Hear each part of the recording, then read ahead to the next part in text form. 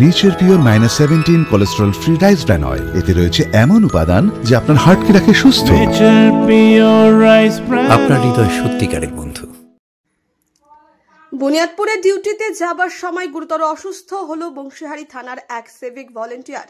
ঘটনায় চাঞ্চল্য বংশীহারি থানার পাথরঘাটা এলাকায়।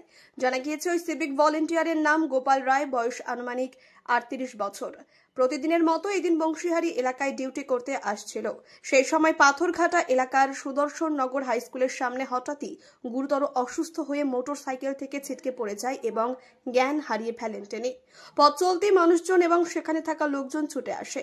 পরবর্তীতে ওই সিভিক পুলিশকে উদ্ধার করে নিয়ে যাওয়া হয় রশিদপুর গ্রামীণ হাসপাতালে। বর্তমানে রশিদপুর গ্রামীণ হাসপাতালে চিকিৎসাধীন ওই সিভিক ভলেন্টিয়ার। এ বিষয়ে পথ চলতি এক বাইক চালক সঞ্জয় দাস কি জানালেন শুনবো। এই যে বোধহয় সিভিক পুলিশ, হ্যাঁ, আমি যখন এইদিকে পার হচ্ছিলাম আমরা দৃশ্যটা দেখে আমি ওখানে দাঁড়িয়ে গেলাম।